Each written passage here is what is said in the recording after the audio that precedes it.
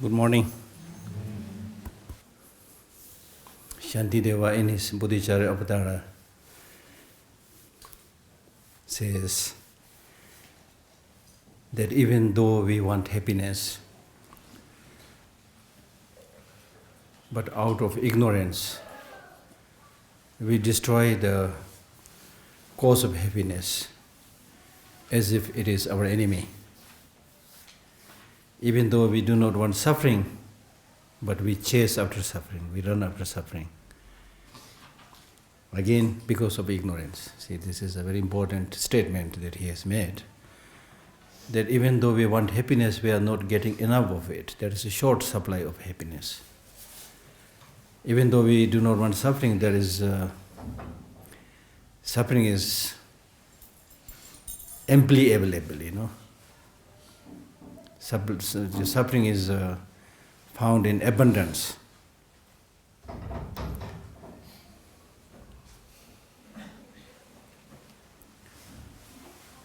Leave it like that, yeah.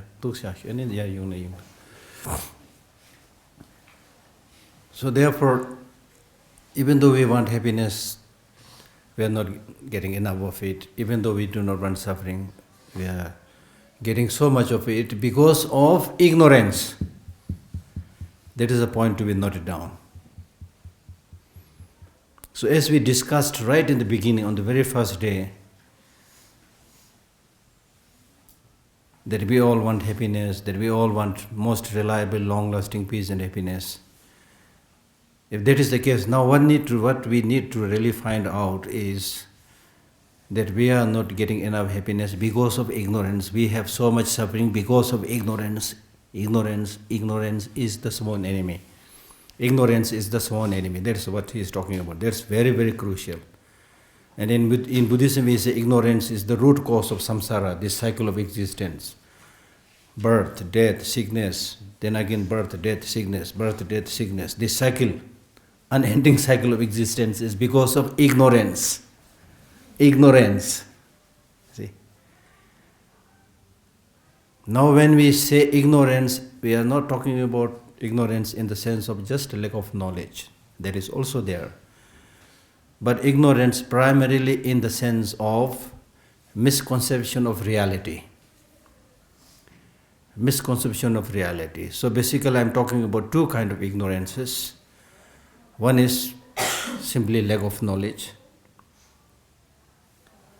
Not knowing something, of course that is one form of ignorance. But there is another form of ignorance which is called misconception of reality. So both of these ignorances must be identified and removed and eradicated. So that is what a Buddhist practitioner should do.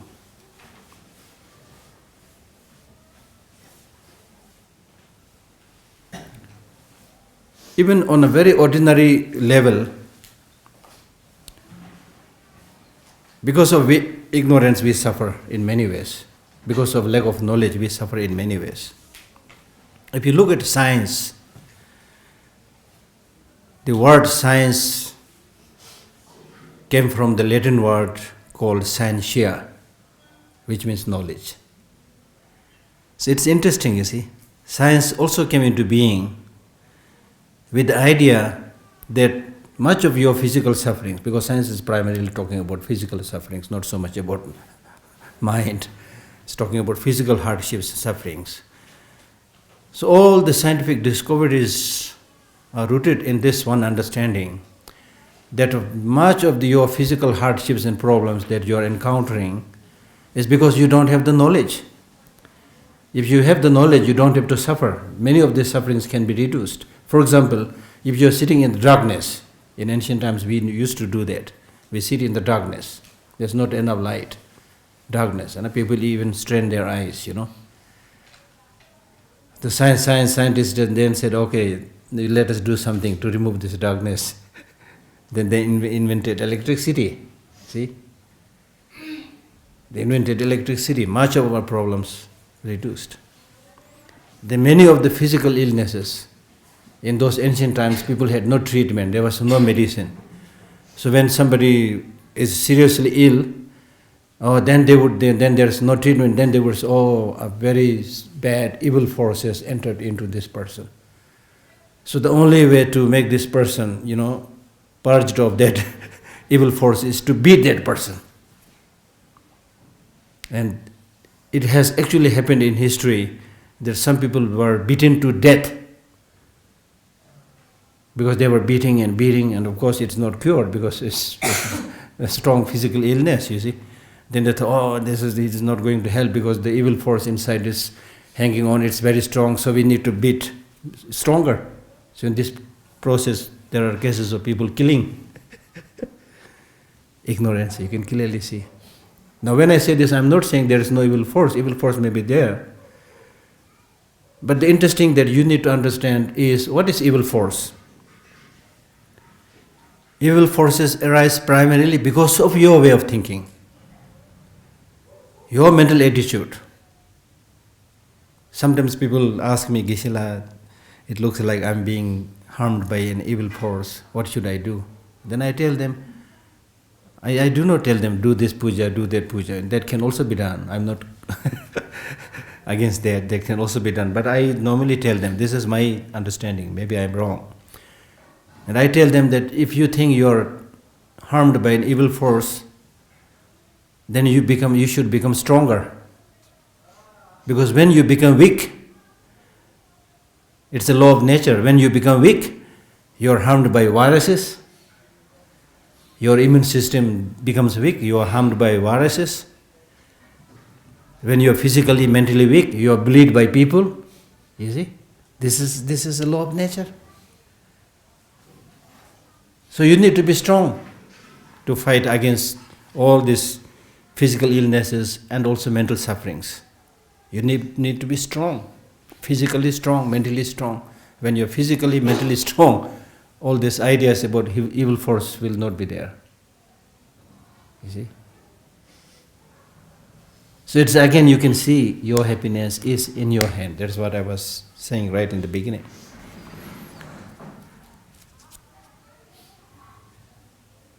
Likewise, when one of the scientists were trying to invent the lightning conductor, then I think primarily Christians in those days in that area, they used to make fun of this person, this scientist, saying, what are you doing with this iron rod? You think you can stop the lightning conductor by this iron rod that you are coming up? Actually, this iron rod that you are inventing is a sign of your being against the will of the God. All these natural happenings like lightning, rain, all are created by God. So the lightning will fall only on those, kill only those where it must be falling. So you cannot stop that. People used to say that, you see. But then look, with lightning conductor, lives of many stocks, people were saved. Still it's functioning today. Lack of knowledge, you see.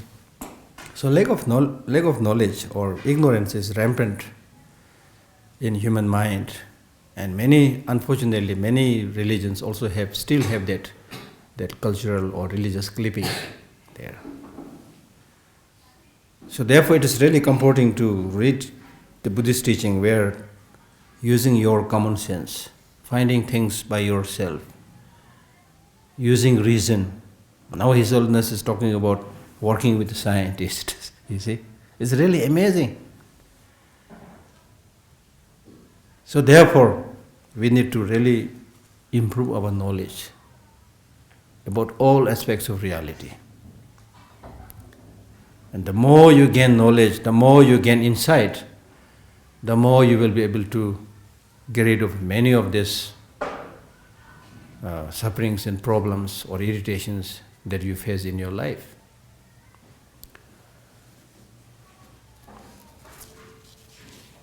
That's why even in ordinary parlance, we need to go to school to remove ignorance, starting from ignorance of not knowing ABCD and then gradually knowing ABCD and more, and then you do your PhD, Why you need to get all this knowledge?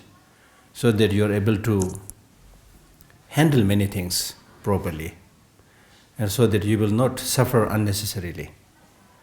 So in a sense, much of the sufferings and problems there we are encountering are unnecessary problems. That's also a very important point to be noted down. As His Holiness the Dalai Lama always says, if you look at the misfortunes or calamities that we see in the world, there are basically two: natural calamities and man-made calamities, man-made misfortunes, man-made problems. Now in addition to the sufferings, natural sufferings, much of the sufferings that we are experiencing today are man-made problems. And as His Holiness always says, man-made problems are essentially unnecessary problems. Since these problems are created by human beings must solve them. See, again, gaining with this kind of knowledge, it really encourages you how to solve these man-made problems, be it environmental destruction, be it pollution of the mountains, pollution of the rivers, be it congestion, be it dirt, so many bad things we see today in the world. These are all created by the intelligent human beings. I'm making a sarcastic remark. Created by the intelligent human beings, you see. So therefore we have a big responsibility.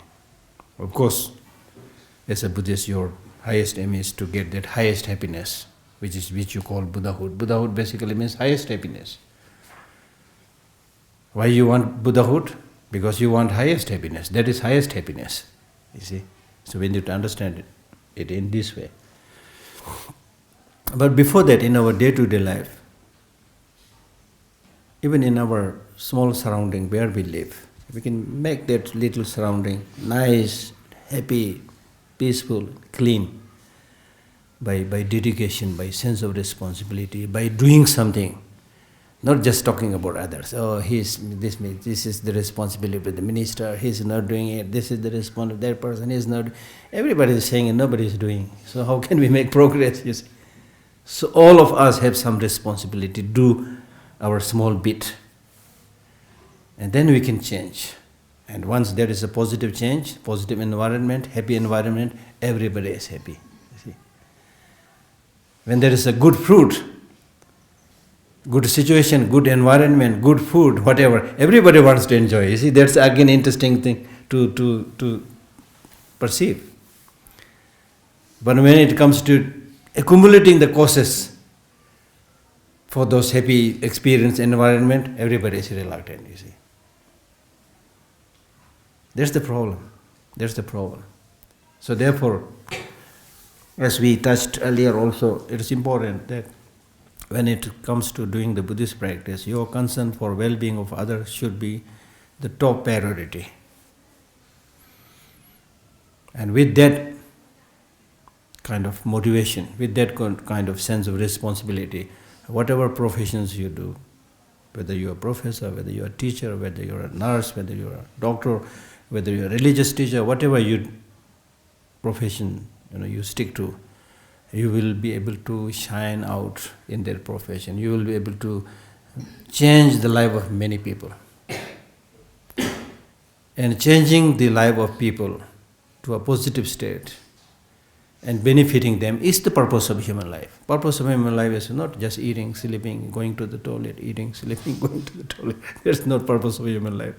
Purpose of human life is to at least, in one's life, at least bring smile on the face of some people. At least benefit some people. If you are able to do that, you may be popular, you may not be popular, doesn't matter. Doesn't matter. Then you are good Buddhist. You're a good human being. Your life is really, really meaningful. If you don't do that, then even if you know this whole Buddhist text by heart, so what? It may be good for you just to comfort your ego, but it's not much benefit. So therefore, we talk about hearing, thinking, meditation. In terms of Buddhist practice, we talk about three things. Hearing, thinking, meditation, three things. So first, in order to gain idea, knowledge of the Buddha's teaching, you have to listen to the teaching, you have to hear the teaching. As I explained about it yesterday. Now hearing, most of the people don't even do the hearing. Imagine. Most of the people don't even do the hearing. So our being able to hear to the teaching and to live in the vicinity of His Holiness Dalai Lama and great teachers is a great fortune. So if we make a small effort, not big effort, even if we make a small effort, we have this opportunity to listen to the great teacher like His Holiness Dalai Lama. But there are many who doesn't hear, listen. They have no fortune, no luck. Their attraction is in something else, you see. So listening to the teaching is very good, very important. But is listening alone enough? No, it's not enough. You also need to, after having listened to the teaching, you need to think. Now even in the case of this small booklet that we are reading, we are studying together this time. Now it's not a good idea that after we finish this teaching, then you shelve it somewhere. And this is such a small, thin, tiny book that if you shelve it somewhere, it might get lost forever. Now we need to develop some respect to this teaching, the contents of this teaching. And then those of you, the Tibetans, you should read the Tibetan text. Like if you're able to read the whole thing, you can read these things. Right from the beginning, don't say, oh, this I can't read, it will be so difficult. Don't say that. If you read, you may not know everything, but you will know many things. Then read one time, read 2 times, Then gradually, oh, I did not understand this earlier. It really looks like this. Then you more and more you get familiar with the teaching. The more and more you will develop that appreciation and happiness. So that's important. So thinking, after having listened to the teaching, you need to do the homework of thinking. Because from thinking, you are able to develop some conviction about the truth of the teaching. It's very important. So there are those people who come to the second level of thinking, the population is much less. Those who hear to the teaching, come to hear the teaching is also less. But then the second level who do the thinking, do the homework, is much less population. Small people, small number of people. Then the third thing, meditation. Very few. So what we need to do is all the 3. Listen to the teaching, then think, contemplate, and then meditate. Then you will be able to test the flavor of the teaching. Then you will be able to get actual benefit from the teaching. I will give you an example, which I read in one of the Buddhist texts, which gives the example of somebody who is thirsty and looking for water, who has no idea where water is available and looking for water. So in that case, he has to ask somebody, ask the question by saying where water is available. Then that person says, okay, water is available 2 kilometers from here. So that kind of hearing where water is available, is it important? Is it important? Yes, of course it is important because you have no idea where water is available. So by listening to this person, by hearing from him that water is available 2 kilometers from here in this direction, whatever. That's important. But you are thirsty. You are thirsty. So is it enough that you just hear where water is available? Is that enough? Is that enough? Please say something. Is that enough? No. A big no, you see. That's not enough. Exactly like that. So just hearing is not enough. You need to think. So in this case, a person who is thirsty and looking for water, just hearing from somebody water is available is not enough. So what he do is he has to either walk, or if he has a car, walk or drive for that distance, 2 kilometers. So that's like thinking, Then he finally reached near the water. So made a good progress. He heard about it and he actually started, moving towards the direction where water is available. He is finally near the water. That's a big progress. But is that enough? There will be no stupid person who walks up 2 kilometers, reach near the water and then say, I'm so glad I'm near the water. But still he is seeing the water, but still he is thirsty because he has not drunk the water. So thinking is very, very good. You develop conviction about the truth of the teaching. But still, the meaning of the teaching has not become a part of your life. You have not made the teaching a part of your life. So then you have really good idea. Like for example, in my case, I studied Buddhism for many, many years. I know quite well some of these meanings, I may have some conviction and maybe also good in explaining a little bit. But in my own case, if I don't practice, I don't have it. There is a story of somebody who was a shepherd, looking after sheep. So every morning he used to count hundreds and thousands of sheep, send it to the mountain, to the pasture. Then every evening, when the sheep returned, then again he used to count it. And then somebody came and said, you must be a very rich man. You have so many sheep. Every morning you count, every evening you count, you must be very rich. This person then said, no, I don't have even one sheep. I'm only a servant looking after her. I'm only a shepherd. So my job is to make sure that they are not lost. So I just do the counting. But in my case, I don't have even one. I'm a very poor man. So like that, you see, those of us who have a lot of Buddhist knowledge, don't practice, we are like that shepherd. We can count. This is definition of compassion. Compassion is of 3 types. Just like the shepherd counting the sheep, we can count, you see. But if somebody says, Geshe, tell me, what is your realization? I'm sorry, I have none. You see? And in fact, that question was asked to me one day, long time back, when I was working in Tibet house in New Delhi. I still remember the name of that person, an Indian who was working in that American Library of Congress. So one day he came and said, Geshe, I'm working in the Library of Congress. Can you please help me a little bit with Buddhist teaching? And I said, okay. So after office hours, we used to sit in the lawn near the Tibet house. And I used to explain a little bit of what I know about Buddhist teaching. So one day he said, Geshe, you are a monk, you have been studying Buddhism for so many years. I'm sure you have a lot of realizations. Can you share some of them? He caught me. He caught me, you see.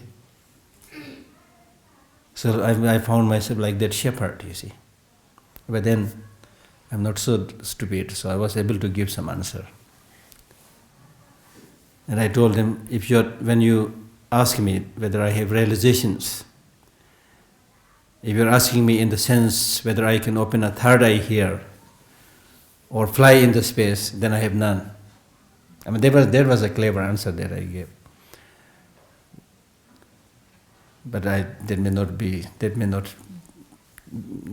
doing the justice to his question. But so I told him I don't have those kind of realizations. But if you're asking in terms of whether I kill people or things like that, then I have some realization. I don't kill people, don't steal, things like that. So when in a sense, this is also important for you to realize, understand, because in the Buddhist sense of the term, realizations and accomplishments are not just superhuman performances of being able to fly or open a third eye and so forth.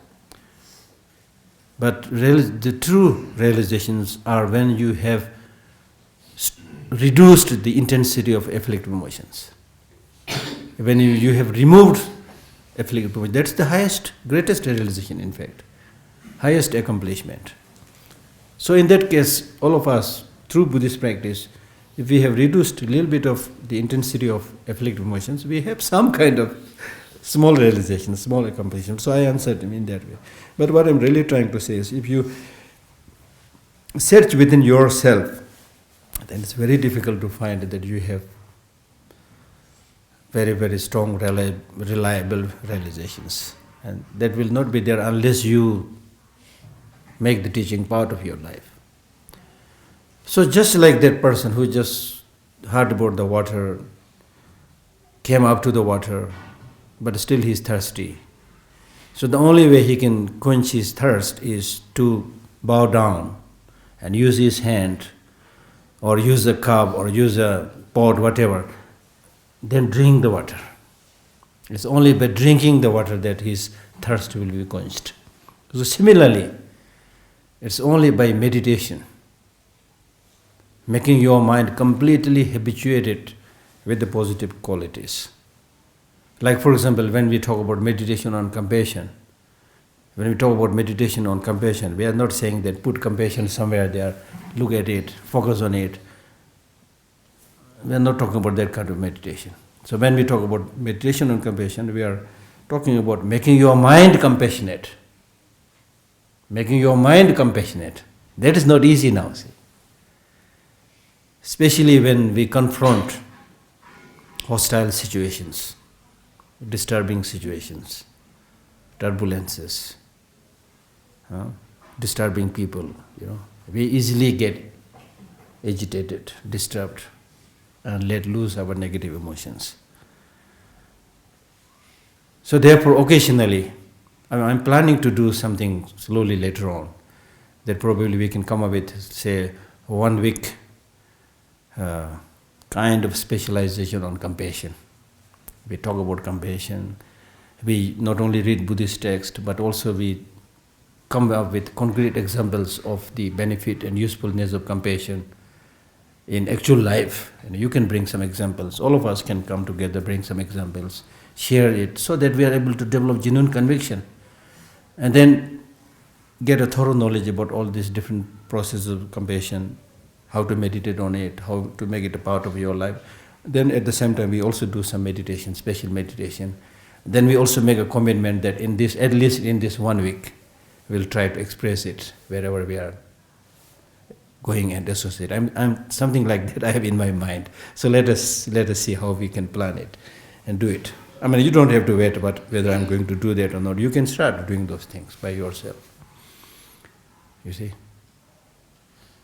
Make a commitment, at least for this day, at least for this hour, at least for this week, I'm going to do this. And that is in fact the Buddhist process of meditation.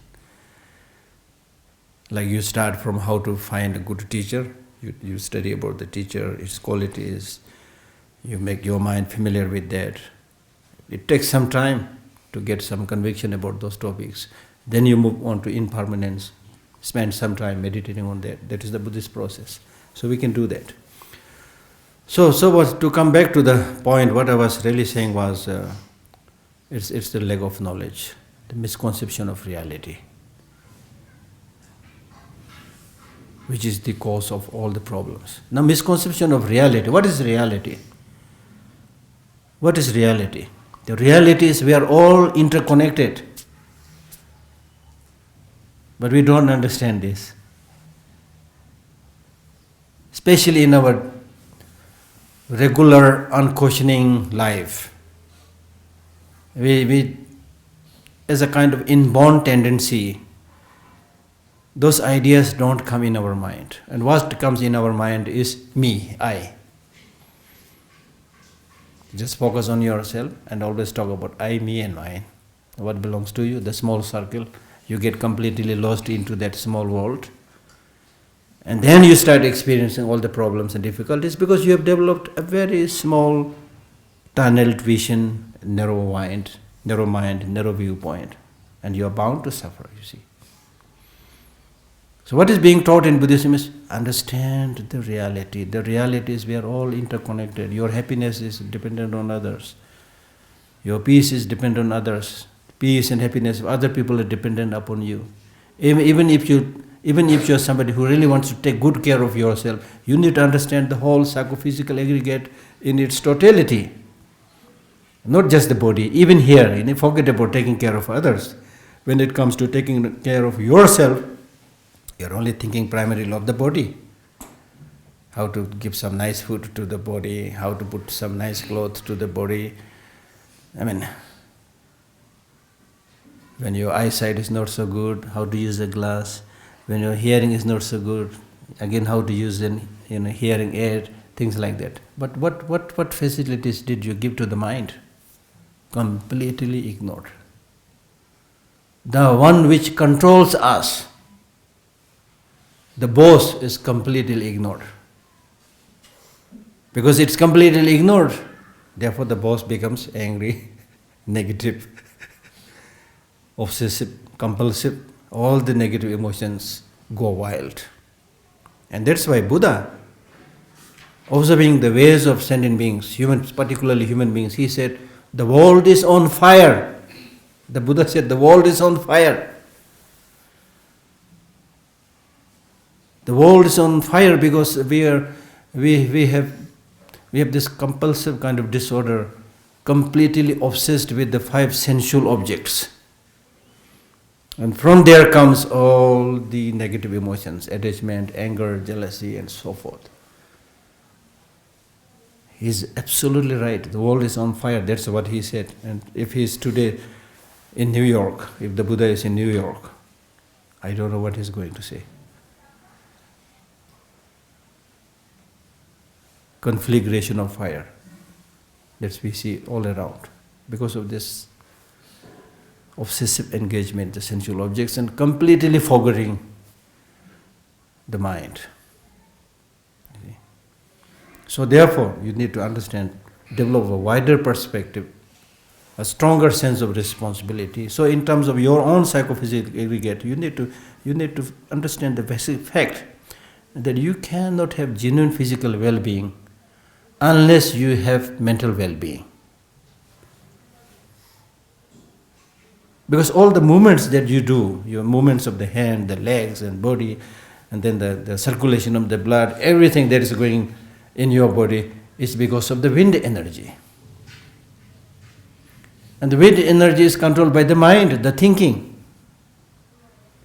If you do the wrong thinking, for example, if you develop a wrong thinking and get angry, you can immediately feel the outcome of that anger. You will immediately feel that you are getting backache, headache, you see.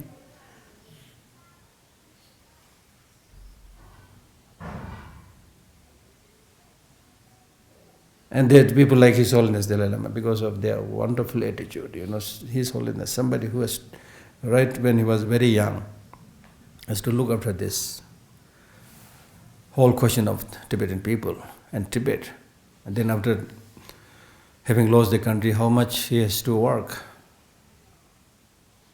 But still always smiling, relaxed, peaceful, you see. That's the way to confront the wrongdoers, the enemy, the wrongdoers. That's the way. So therefore, even if you think just about your genuine, long-lasting peace and happiness, you must have a harmonious, stable, balanced mind. So that's what is being taught in Buddhism. So that's why I say that Buddhism is a science of mind. During one of the Mind Lab conference, during the tea break, I jokingly told some of the people with whom I was having tea, I told them, I have a good news. Then they said, Geshe, what is good news? I said, the good news is I don't care whether the thinking is done by the mind or the brain, but if you make an effort, you can change. That's the good news. You can make it complicated and discuss for days on who does the thinking, whether there's a mind separate from the brain, or it is just the brain which does the thinking. You can always, for the sake of knowledge, you can always ask these questions. But the thing is, if you do, you can change. You can simplify all these complex things. You can make it very simple. And that also shows, instead of just talking, if you do the thing right from today, you can get the benefit. Maybe tomorrow, maybe even today you can get the benefit.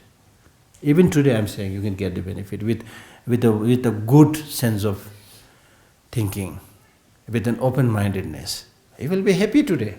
That's what you want. When in Buddhism, when we talk about gaining happiness and peace, we are not talking about working hard like a donkey for many, many years and then hopefully one day you will get some happiness. We are not talking about that. The bigger, more reliable, long-lasting happiness, yes, it will take time. But many other types of happinesses you can develop right now. And that's what you need. And if you don't do that, then exactly what Karl Marx said, religion is the opium of the people. Religion is the opium of the people. He said that in that particular time in Prussia, he was surrounded by a religious community, and the religious leaders were in league with the political leaders. That happens everywhere. The top religious leaders and political leaders, they are in league. They are living together, enjoying very nice, happy life, and make the ordinary people work like a donkey. Say, oh, you work hard, you do this, do that, then all your negative emotions will be purified, and then next life you will go to heaven. So something like that. Something like that was being taught there, and people, he saw this big discrepancy between the people in the higher up circle and the lower ones. So therefore he said religion is opium. Meaning that if you take opium, it's not going to remove any of your problems and difficulties, but you develop some kind of hallucination thinking that you are in heaven, you know. You become high and you think you are in heaven, you see. You create that fantasy, you see. So we are not talking about that fantasy here in Buddhism. We are talking about start gaining that happiness right from today. And that you can get if you change your perception, change your attitude, and come closer to the reality. So that's why we talk about impermanence also. Impermanence is not something invented by Buddha, it's a reality. Change is a reality. When Buddha talked so much about suffering, he's talking about reality. A reality which people didn't want to see. That's the problem. You see, we don't want to see the reality. We want to close our eyes thinking, oh, nothing is impermanent, I'm going to live forever. Buy this car, build this house, get this husband, get this wife, get all this wealth, accumulate all this wealth, and I live for a long, long time. That is what all the ancient kings did that. I gave you the example of this Kangra fort. You can go there and see what they were planning, you see.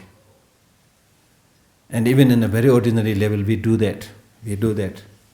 If you ask anybody, are you going to die one day? Everybody will say, yes, sir, I'm going to die one day. If you ask them, are you going to die today? No, sir. That's the problem, you see. And Tsongkhapa says in his great stages of the path, that's the problem. So even if you are very old man of say 96 or 99 years old, if you ask him, are you going to die today?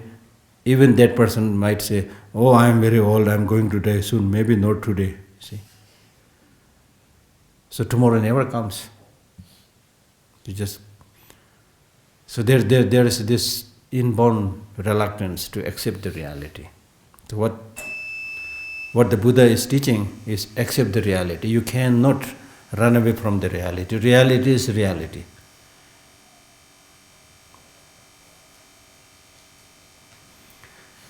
So therefore, gain more knowledge, develop more wisdom, and the more you develop that wisdom and understand the fact how we are interconnected, how we are related, the more you will be able to show compassion and empathy to others. That's the beauty of this teaching, you see. The more you understand reality, like for example, the more you understand, for example, the impermanent nature of all of us, the more you should be able to develop compassion. They're all going to die one day.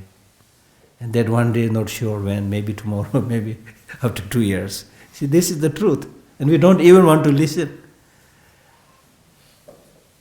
Among an ordinary crowd, if you say, oh, maybe I'm going to die today, and say, oh, don't say such inauspicious word. They don't even want to talk about the reality, you see. But if you are somebody who really has this understanding, all these people have one or the other problem, all these people are going to die one day, then naturally you will develop some concern, you see. When you are able to see the innocence of everybody, you see. Everybody may be pretending that I'm somebody, I'm clever, this. They may be doing this But in the true sense of the term, everybody is not that clever, not that intelligent. Why? Because we are always doing the wrong thing, not the right thing. If you are clever, you should be doing the right thing, not the wrong thing. So that means we are all there is a kind of innocence, there is kind of childishness there. By observing all this, at least you will be able to develop some better feeling of closeness. And if your compassion is much more strong, then of course you will always feel that. With whoever you come into contact, you will be able to feel that. So to reach that level, you need to do the practice continuously. So hearing, thinking and meditation. Meditation means getting habituated. Getting habituated obviously with positive emotions. Because with negative emotions, we are already very, very, very well habituated. We are highly advanced meditators in negative emotions. So obviously, getting habituated with positive emotions. That's important. Okay?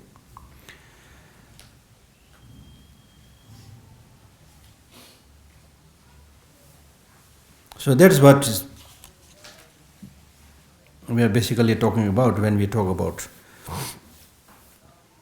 in meditative equipoise, one will know the verse number 9. In meditative equipoise, one will know the perfect view. So I was basically talking about developing the perfect view. Wisdom, understanding reality.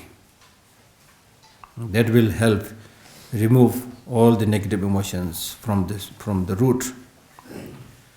And in order to develop that perfect view, the wisdom, you need to develop that meditative equipoise. You need to develop that calm abiding. And what obstructs the development of calm abiding is the external distractions. External distractions.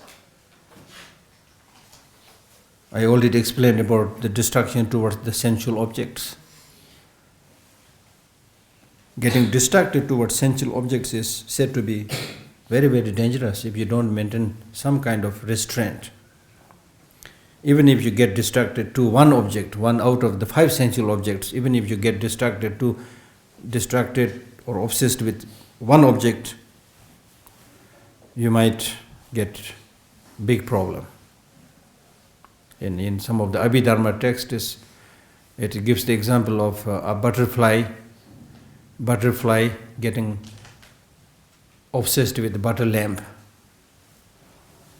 The butterfly sees the butter lamp may be a palace or something, an elegant form or something. And the butterfly gets so obsessed with that butter lamp, he just jumps into the butter lamp and dies there. We have seen this so many times. The butterflies dying. So that is obsession with the form, physical form. If you get obsessed with the physical form, you can get into such a big trouble. Then it gives the example of a fish being caught and killed when it get obsessed with the food that the fisherman put as his bait. It's caught, it goes after that small meat or whatever is there, then the fisherman catches the fish, thrown outside of the water and is killed. That is obsession with taste. Then the flies, the house flies, which we see all the time, they get obsessed with smell. They go to alight on the dirt, and then their feet stuck in that mud or the dirt and dies there. We in summer we see hundreds and thousands of flying die in the dirt, you see, because they get obsessed with the smell. And then it said that the wild animals like deer, they are very fond of sweet sound. When the hunter plays a kind of musical instrument or something, after having laid the trap, then the deers with their ears raised, they come towards their trap and then they are caught and killed. That's the problem that you can get when you get obsessed with sound. Then the elephant, it is said, is very fond of touch.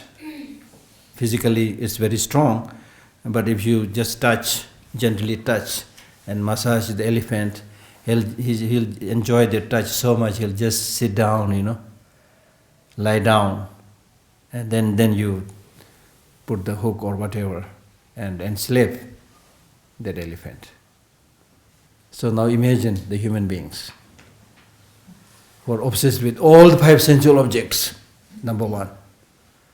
Number two, the business people sees these weaknesses of human beings, that they're all obsessed with the sensual objects, and then to entrap them more, they come up with all these advertisements. See? Oh, use this shampoo, use this, throw this fragrance on your body, whatever, so much advertisements. Now if you go to a big mall, these big malls, I see it as a perfect example of entrapping people who are obsessed with the 5 sensual objects. The first floor is, let us say, restaurant, taste. The next floor is fragrance, scents of all types. I'm not exaggerating, it is there, you go and see. And then the third floor is DVDs, CDs, musics of Japan, Korea, China, whatever, Tibetan, whatever. The next floor is televisions, black, white television, color televisions, flat televisions, whatever form. So they're all there, all the 5 sensual objects. And when we go there, because as one of the Abhidharma texts says, now when you go there, or even when you not go there, the object is there. The problem is the object is there. The external object is there. The internal improper mental engagement is also there. So when these two things come together, the external object is there, the improper mental engagement to the object is there, that completes the causes for the development of afflictive emotions. That completes the causes for the development of afflictive emotions. So with this kind of tendency, with this kind of habit, when you visit a big mall, at one point of the time when I was flying from somewhere, I was in the aircraft reading a magazine, where I found a very interesting word, shopping coma. Shopping coma. So with this attachment and desire, when you go to this shopping mall, you really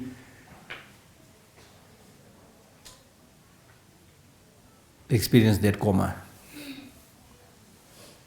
Because then without much, then you are unable to think much, everything is so good, and then you buy one. Because the person who is going in front of you, he carries a basket and he seems to be putting so many things. And you should also do something like that, you see. Not really able to judge what you really need, what you don't really need, you see. And when you come into the shop, there may be many things which you did not even think before, but then having seen those things, you thought, oh, maybe this I need, maybe this I need. Then you keep on buying, keep on buying. Then there is a nice advertisement by saying, buy 2, 1 free. It's, oh, this is, maybe I need it in the future, or maybe I'll give it to my friend, So with this kind of thinking, you buy those things also, you see, shopping coma. Interesting, I read that magazine. Then one day I was reading a mind training text, very old mind training Buddhist text. It says the same thing, Tibetan word, Thomsi, Thomlachina Sigres, Rasigres, Thomsi. Exactly like the Thomsi. When you are in the marketplace, you can easily lose many of your things because you are kind of intoxicated. You are carried away by the sins around there, you see. So you come back to senses only when you return to your home, having bought everything and start unpacking everything. Then you realize, oh my goodness, why the hell I bought this one? Have you experienced something like that? We do all experience. I have experienced that. I'm telling you my experience. So that's the thing, you see. That's the thing. So unless we make some effort, these die-hard habits, it's very, very difficult to leave behind. Therefore, many of these Buddhist texts, they constantly encourage us to do the practice right from today. Don't postpone your practice. Don't postpone your practice. Postponing the practice is laziness. We are repeatedly bombarded and told like that in the Buddhist text. Because otherwise it will be very difficult to get rid of these habits. So therefore, in meditative equipoise, by spending some time alone and thinking, then you will be able to develop this perfect view, wisdom, understanding reality in its many forms. So to develop that wisdom, you need to have that calm abiding, and in order to have that, you need to restrain your senses, and do not let your senses go wild. Do not let your senses catch fire. As the Buddha said, the house is on fire. Okay? And if you are able to do that, then the mind will not be distracted from peace. That meaning you will always be in peace. It's interesting, see? You get the real peace when your mind is not distracted. When you are distracted, you are not getting peace. In the absence of conscientiousness, so in order to have that kind of peace and to ensure that you are not distracted, you must have mindfulness and conscientiousness. You must have a good sense of practice of morality. In the absence of conscientiousness, others will overpower you. The external factors will overpower you. And if you don't have the mindfulness, instead if you have forgetfulness, then forgetfulness leads you to something other than your object of focus, and thus your mind will become distracted. But once you possess mindfulness and conscientiousness and stop becoming distracted by external objects, you will gain control. So let the mind remain focused on a single object, and it will abide there for as long as you wish. From that will arise many benefits. We read this yesterday actually. The next is protecting from what is harmful to others. So the whole focus of the Buddhist teaching is how to help others and not to harm others. Not to harm others does not mean that you should stop intentionally harming others, but not only stopping intentionally harming others, but even though you don't have the intention to harm others, but what you need to take care is your very presence, your very way of saying things to others, your very way of making a hand gesture. You need to check whether this is making others unhappy or happy. See? So we'll read this a little bit from here later on.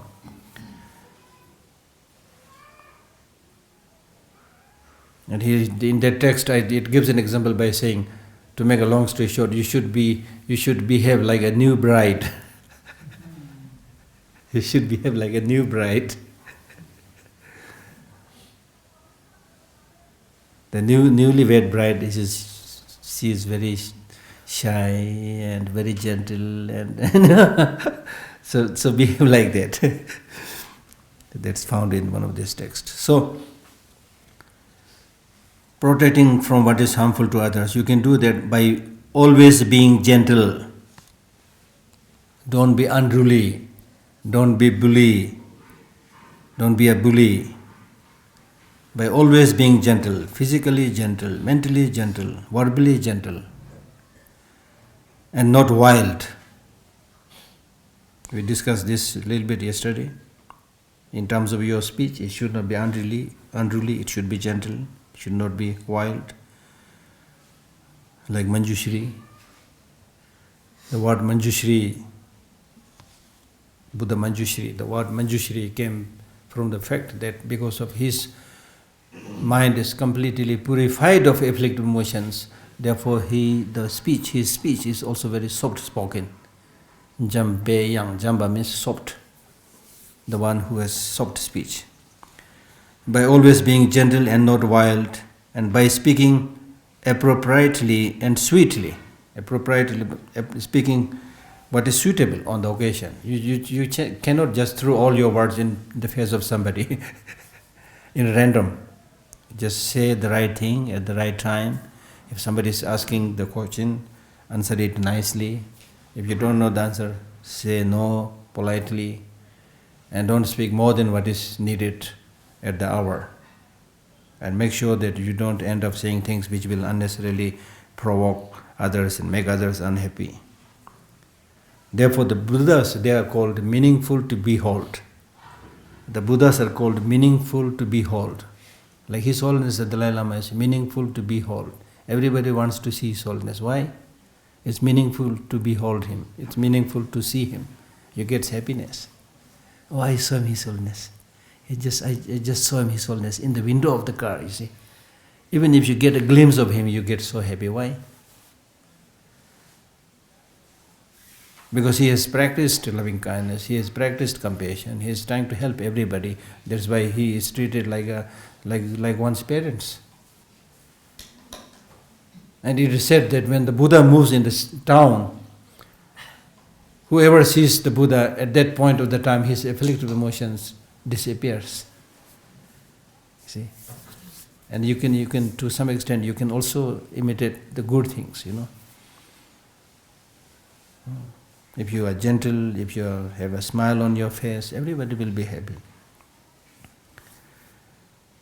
So with this kind of gesture, then the fortunate beings will develop faith.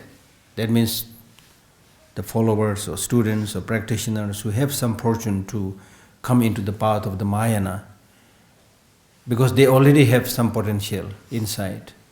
And then as an external situation, you met this person with this nice gesture, soft-spoken and so forth. So by seeing that person, you immediately develop closeness to that person and develop that interest and appreciation.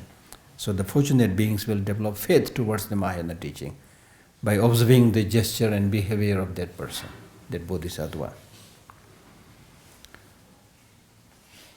And one will also be born in a life that is respected. This last line, to be honest, I'm not very sure. This is how I translate it, but it could also be translated in a different way, meaning that you will be born in a life where your words will be trusted, your speech will be trusted, your life will be respected. So more or less same, but it could be different also. So here I think it is primarily talking about the words that you use towards other people. It should be appropriate, it should be soft. So if you do that, then people will like you, people will like to listen to you. They will show interest, they will show appreciation. And then as a result, in the next life, you will be born in a life where your words will be trusted. When we talk about this practice of the 10 virtuous qualities, then it is mentioned there that as a result of your practicing the 4 virtuous verbal qualities, not telling lie, not engaging in divisive talk, not using harsh speech, not engaging in gossip, then in the future your words will be trusted. You will be able to marry a person who will trust you. So many positive results like that are mentioned there. But if you in this life, if you engage in divisive talk, tell lie, then even when you get married, the husband does not trust the wife wife does not trust the husband, the teachers don't trust their students don't trust their teacher, you see. So your words will not be respected, your words will not be trusted. Okay? Even if you are a beginner, there's no need for you to get discouraged. Even if you are a beginner, you should have patience towards sentient beings. You should have patience towards sentient beings. This is so interesting. As I briefly explained earlier, that patience is really like, Tsongkhapa mentioned in one of his texts, that patience is really like an armor that you put on yourself. Especially if you are powerful. especially if you are powerful, then you should practice patience all the more. Okay? And then, especially in today's life, when you face so many difficulties and problems and unexpected changes, it's always important to have your mind cool and patient.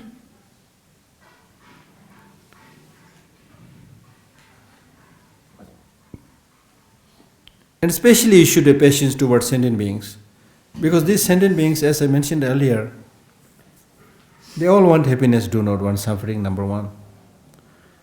But despite their wanting happiness, not wanting suffering,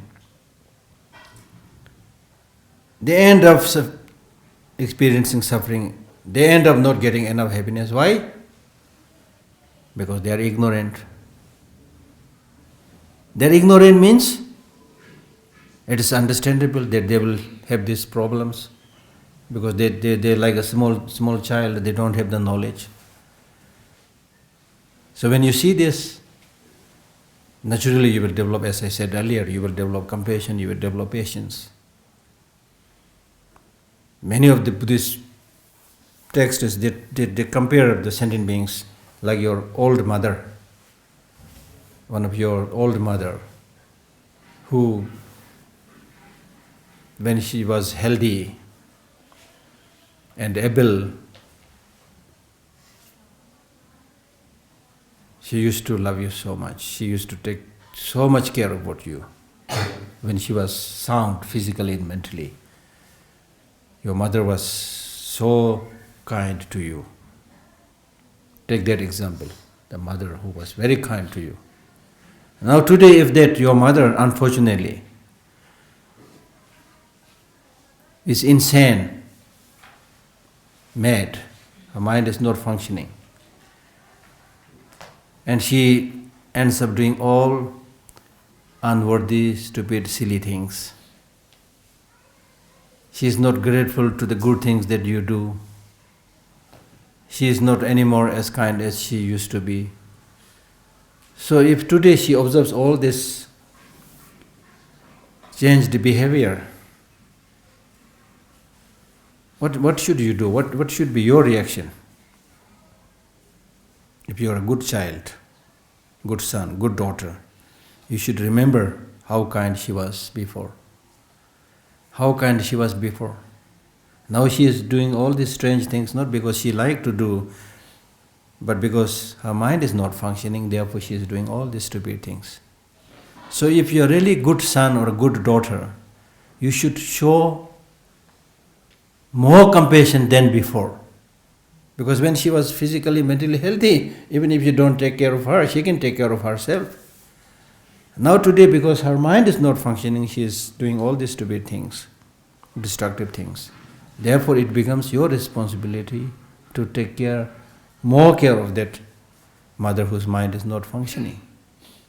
So in those mind training Buddhist texts, they say the rest of the sentient beings are like that mother, who have been kind to us from time immemorial. And even today, if you look at them, ordinary people, basically they are all very kind. The seed is there. And I have visited, I think now maybe over 60 countries probably. Definitely 50 countries I visited all over the world. And when I meet with ordinary people, they are kind, they are ready to share something with you. They are kind. Whatever capacity, limited capacity they have, they are ready to help you. Even in those countries where you don't speak their language, still they smile and they try to be nice. That is there, you see. The kindness is there. So they have been kind to you now and in the past many lives also. But now today they are suffering because of ignorance, because of lack of knowledge. So seeing this, you should develop there is all the more reason that you develop more concern and sense of responsibility and compassion to these people. So there's the example given there. So therefore, when you see this, naturally you will be able to develop patience. And developing patience is now easier because you develop that fondness, closeness towards sentient beings. Because the first condition for you, when you talk about developing loving kindness towards all sentient beings, is to develop this feeling of closeness. When you are able to develop this feeling of closeness, then you will be able to develop their loving kindness. So should a patience towards sentient beings, because this will generate aspirations within them. Yeah, if you develop that patience and show closeness, and then they will also develop interest in you. They will also put more trust in you. Then you can help them.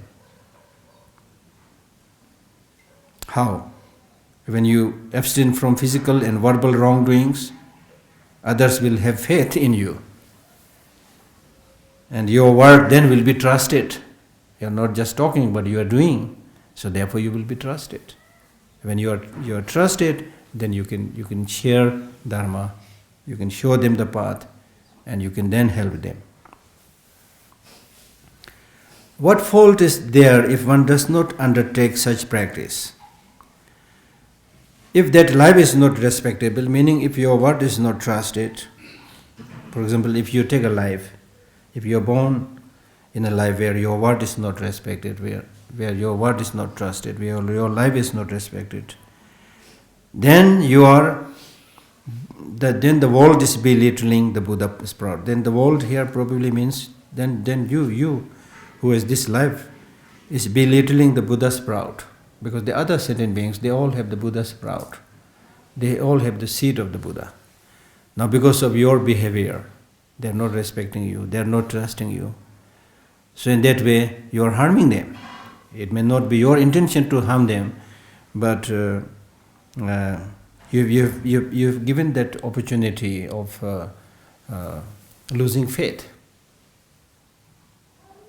So therefore, there's also there's a kind of obstruction.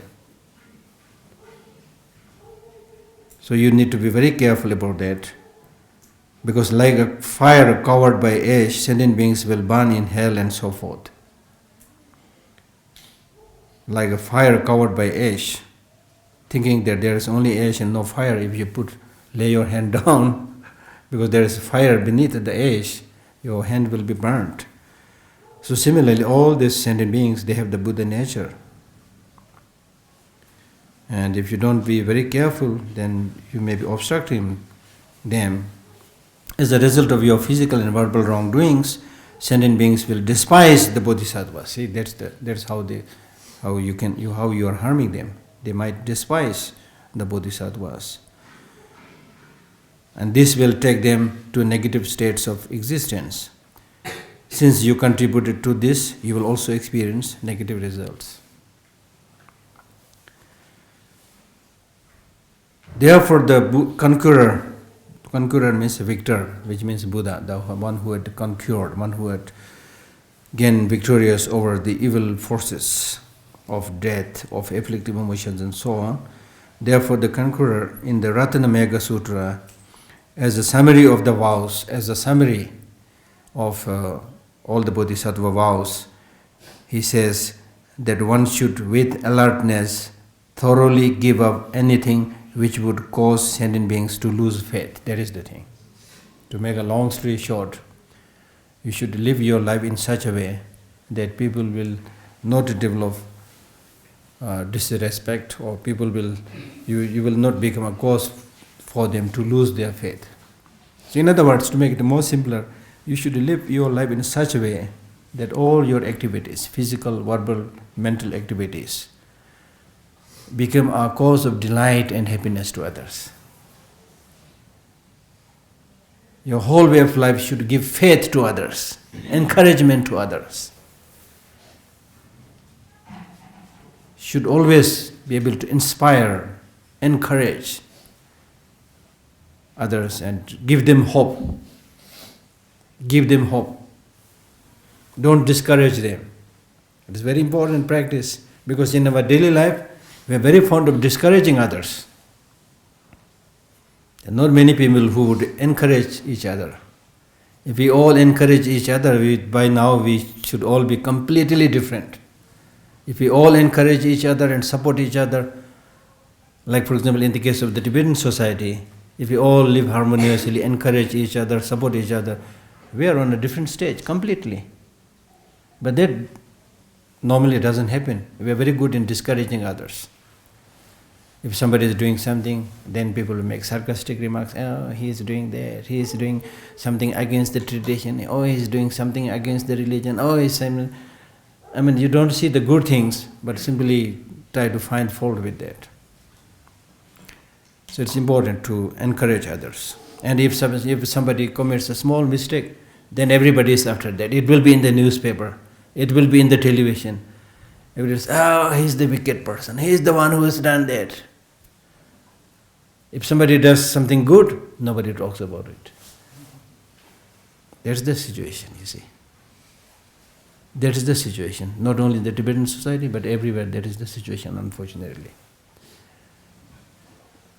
There's nobody, the fact is there's nobody who does not have any fault. Everybody has some faults. That's why we are not Buddha. So now the question is how to help each other to get rid of this fault, this problem, these sufferings, rather than just highlighting the fault and victimizing that person, or ostracizing that person, making that person a black sheep among the society. That's not our job. That's not our responsibility. So therefore, as a Buddhist practitioner, you should see your fault and see the qualities, good qualities of others. Highlight your fault, highlight the good qualities of others. But we don't do that. We highlight other people's faults and highlight the small things that you have. As if I'm very special, I'm very great. That's the problem. So, the summary is that you should live your life in such a way that you become a sustenance to others. You become a source of joy and delight to others. You become a source of peace and happiness to others. You become a source of hope and encouragement to others. Amazing, how many people are suffering because they are totally discouraged because of the situation of the society, because of the surrounding, because of the people living with them, So many people die because of discouragement, loneliness, helplessness, you see. And that's why Shantideva's prayer is, may I be able to change myself in any form that would encourage and make others happy. May I become a lamp in the darkness. May I become a bridge when there is turbulent water to cross, So in every visible form, he prays that I become something that would cheer others. And you can do that. All of us can do that in our own small way. We can all do it. And that reminds me a story of a very elderly sick person who was bedridden. And there was another very elderly bedridden person. So this very elderly bedridden person, his bed was near the window. Then another person, equally old, was on another side where there was no window. So both are bedridden. This is a story I read in a book. So this person who was bedridden, and he just looks from the window and then tells the story to the others who was also bedridden, saying that, oh, there's some beautiful flower, the flower's color is this, oh, there's some very interesting people are going, they're doing this, they're playing, this, he just invents so many stories. And then the other person, old person, he used to listen to that and he really enjoyed the story. So that way, this elderly person, he made not only himself but other person's life happier. So one day this elderly person who was sleeping near the window, he died. And then this person, he immediately made a request that from the window it really looks like you're able to see many things. Please let me move towards that window. And when he was actually taken to the window was facing a wall. There's nothing. There was nothing there to see except a wall. But this elderly person who passed away, he was inventing things and making other people's life cheerful, you see. So you can always, cheer others, because human mind is very sensitive. And then you can make it and mar it, depending upon how you express yourself to others. So that's as I asked you to make one promise earlier, whatever may come in your life, make sure that you will never be unhappy. I asked you to make that promise. Now the second promise here, which is said in this text, is you should live your life in such a way that your life will become a source of joy and happiness to others, source of hope and peace to others. So such negative actions harm both yourself and others. Therefore, they must be given up, because negative actions, negative emotions, negative actions, they are not good at all. They are bad for you, they are bad for others, they are bad for your physical health, they are bad for your mental health, they are bad for you temporarily, they are bad for you in the long run. Therefore, in Buddhism, we term these negative emotions as poisons.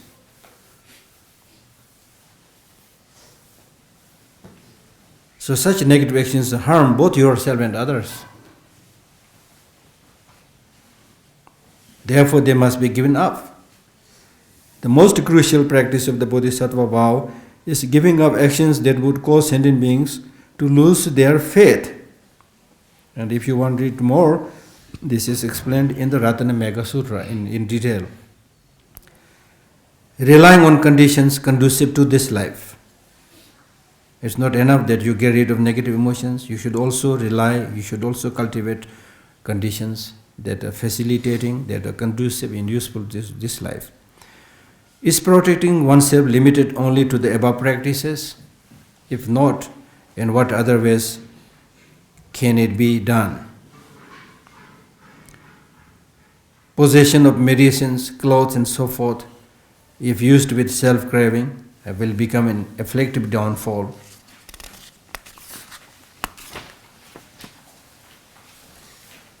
So here is saying one should protect one's body by using various necessary medicines, clothes, houses, mantras and so forth, as mentioned in the Arya Ratanamagga Sutra. You can read the details in the Arya Ratanamagga Sutra. So basically he's saying that in order to help others, you protect yourself. And one way of protecting yourself is that you should use all the necessary facilities. Like when you are sick, use medicine. When you are feeling cold, use clothes. Or build houses. All these are needed to protect yourself with the wish to protect others. So your life is now becoming very precious. If you are engaging in the Bodhisattva way of life, your life is becoming very precious. Number one, you already have a precious human life.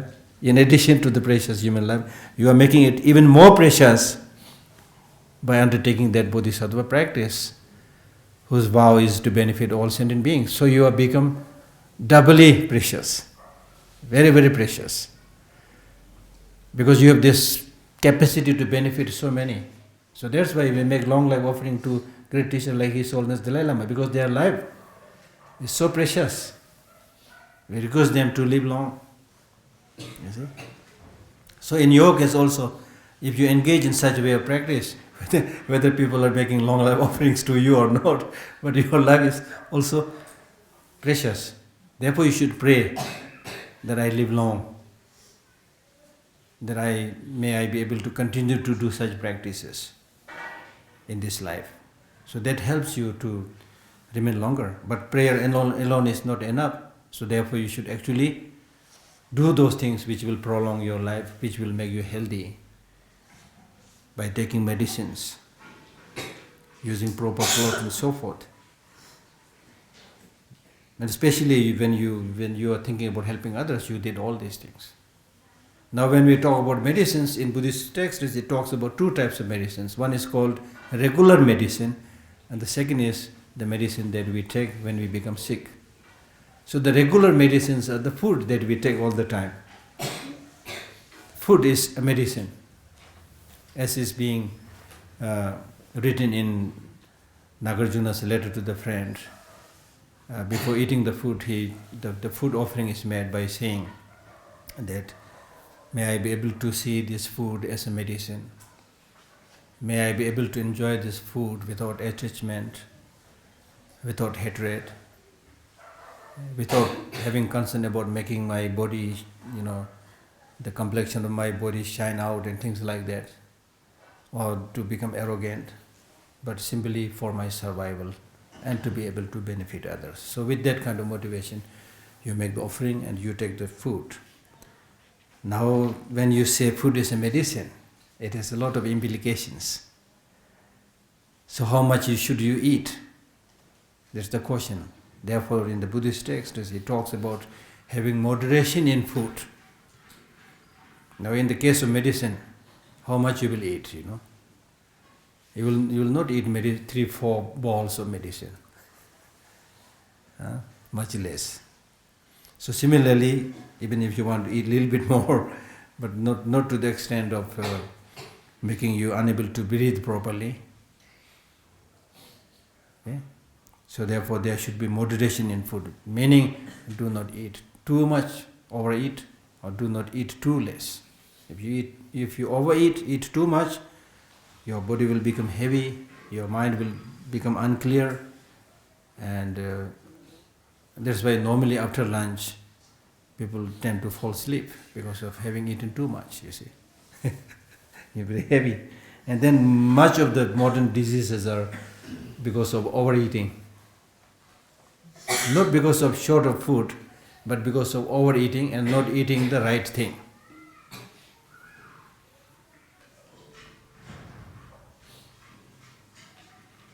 There is an expression in America, they say, Americans are overfed, undernourished. I mean, this is just an expression, it's not just in America, it applies to many rich countries. So these days people are overfed, undernourished. You see? Even in the case of people who are suffering from obesity, many of them are suffering from malnourishment. It's almost kind of paradox, undernourished. So take the right food, right amount. And then when you get sick, you must take medicine. Okay? And of course cloth and so forth. And also cloth. In the Buddhist text it says, when you wear the cloth, don't wear the cloth just as an ornament or as a decoration, but see the cloth as almost like a bandage for the wound. In a way, body is like a wound. There are so many openings here and there, so many things to cover, you see. And now because we are habituated, we don't get so much pain as we used to get when we were born. When we were born, it is said in the text that when the child is born from the mother's womb, the child experiences so much pain as if he is skinned alive. That's why the child comes crying, see. Because he is exposed to an environment which he is not at all used. So therefore, the purpose is to protect yourself from the climate. So again, to reduce attachment, see the clothes almost like a bandage. So anyway, whatever you are using, food, clothes, house, whatever you're using, use them so that you are able to remain physically, mentally healthy. And you should remain physically and mentally healthy so that you are able to help others. And with this kind of motivation of helping others, whatever you use, it's fine, it's okay. But if you use these things because of self-craving, because of attachment, if used with self-craving, then it will become an afflictive downfall. Meaning that it will become an affliction, which will become a downfall, because you are now infringing the bodhisattva vows. So one should protect one's body using various necessary medicines, clothes, houses, mantras also. If you are getting sick, there are mantras to be recited. If you are fearful of a robber or a thief, there are mantras to be recited. So there are a lot of mantras here also. Arya Ratana Mega, as is mentioned in the Arya Ratana Mega Sutras, those should be used with wish to help others. Everything that one enjoys should be transformed and blessed for the sake of all sentient beings. If a bodhisattva who has given up everything for the sake of all other sentient beings, somehow out of forgetfulness uses others' resources, because you have dedicated everything to others, so it has become others' resources. So out of forgetfulness, if he uses other resources with craving for personal nourishment, it will become a deluded downfall. It will become a deluded downfall.